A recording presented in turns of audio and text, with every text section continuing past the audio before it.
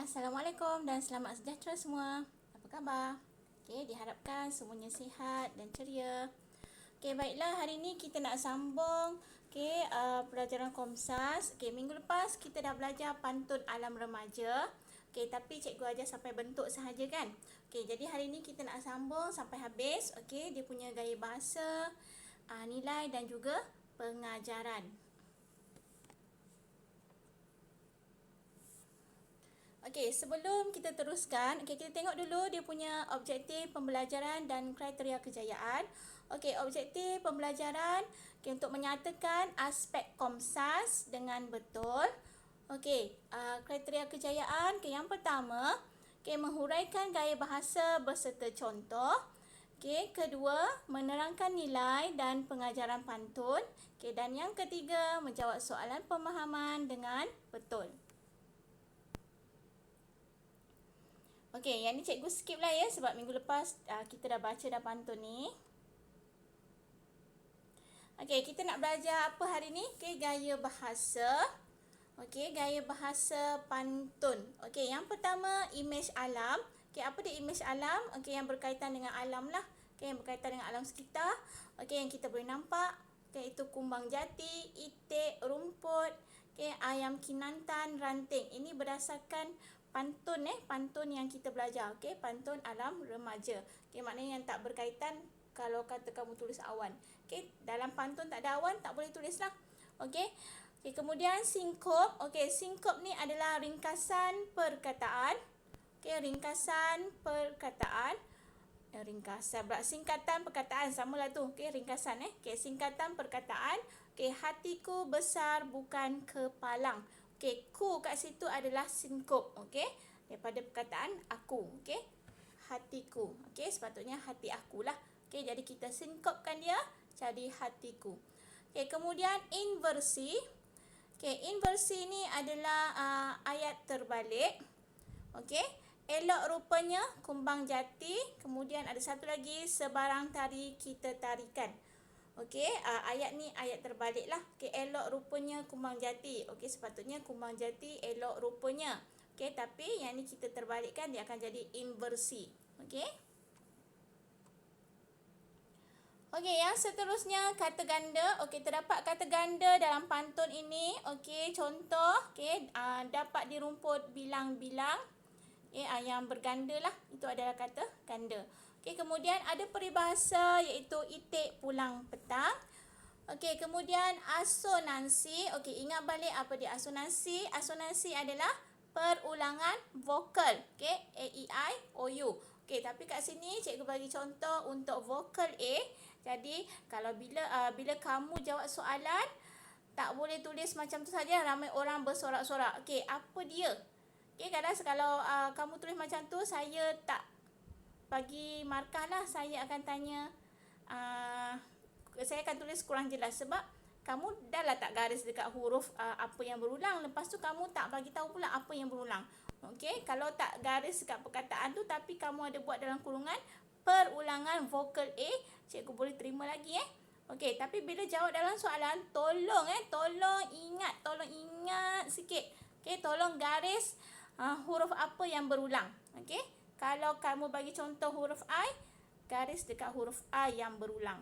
Bukan garis semua dalam ayat tu kamu pergi garis A, E, I, O, U. Tak boleh lah, bukan semua. Satu perkataan satu huruf saja yang kamu nak ambil.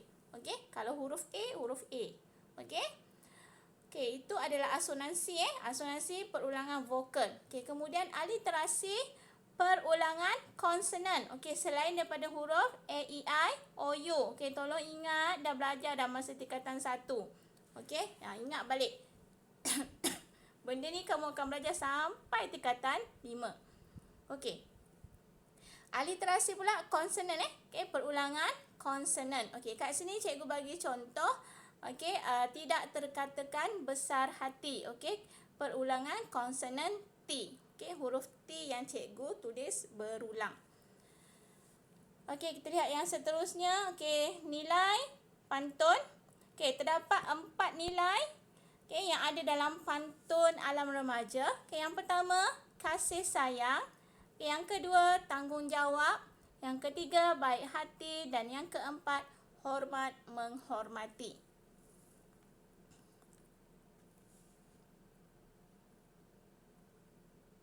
Okey, pengajaran. Okey, kalau kamu cari nilai, okey, terus buat dia punya pengajaran. Maksudnya, nilai tu mesti sama dengan pengajaran.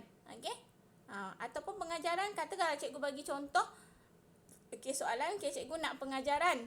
Tapi cikgu dah bagi nilai. So, daripada nilai tu kamu createkan dia punya pengajaran. Ataupun cikgu bagi pengajaran, kamu keluarkan nilai dia apa. Okey, pengajaran pertama tadi nilai kasih sayangan. Okey, pengajaran dia, kita mestilah menyayangi anak-anak untuk mewujudkan keluarga bahagia.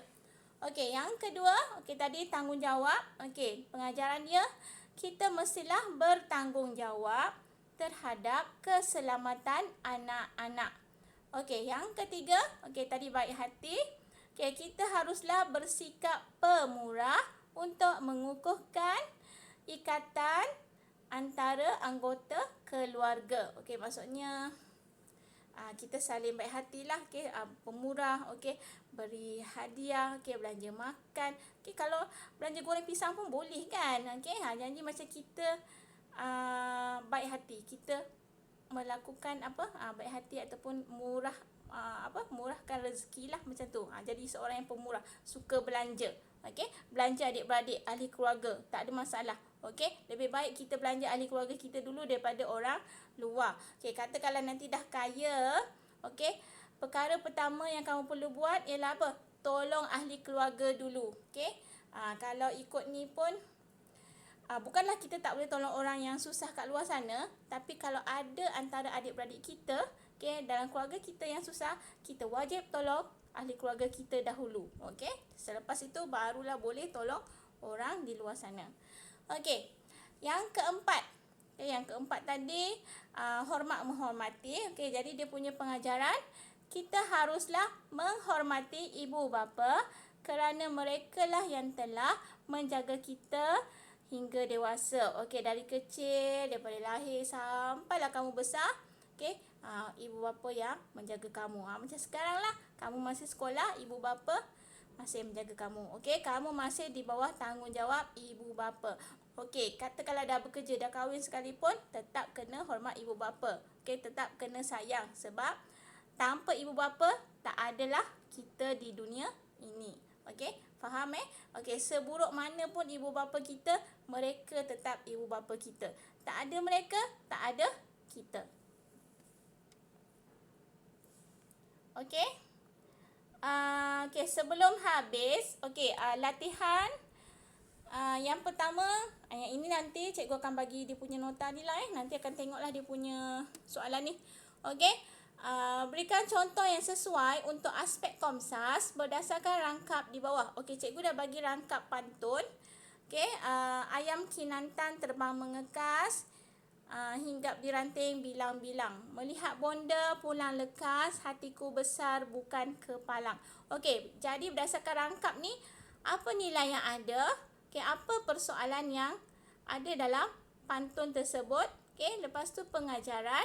Okay, lepas tu cikgu nak gaya bahasa, okay, asonansi, aliterasi dan juga sinkop. Okey? Boleh faham? Okey, kalau tak faham nanti tanya cikgu Okey, latihan yang seterusnya. Okey, ini nanti cikgu akan forward dalam grup lah. Okey? Sekejap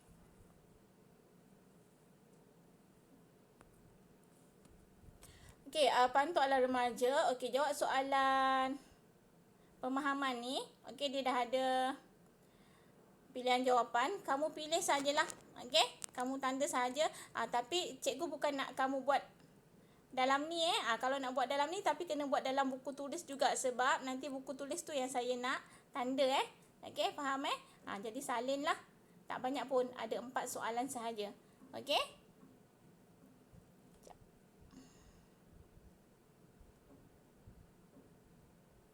Okey, sebelum kita habiskan kelas, belakang parang kalau diasah lagikan tajam. Okey, apa maksud dia?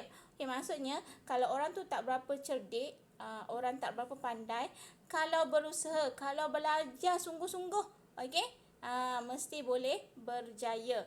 Okey, kalau malas berusaha memang apa? Memang takkan dapat lah. Macam tu lah juga. Belakang parang kita tahu belakang parang tu memang tak tajam. Okey? Tapi kalau kita asah hari-hari asah, lama-lama macam tu jugalah macam kita. Okey, lama-lama kita akan jadi pandai. Maknanya kena ada apa? Kena ada usaha, kena rajin baca buku, rajin buat latihan. Okey, kalau malas memang tak dapat apa-apa. Okey? Okey, itu sahaja untuk hari ini. Okey, nanti ada sebarang pertanyaan, sila tanya. Okey, kalau malu tanya, sesat jalan. Okey, jaga diri, hiasi peribadi dengan akhlak terpuji. Okey, jaga kesihatan. Okey, kita jumpa lagi di kelas akan datang. Bye.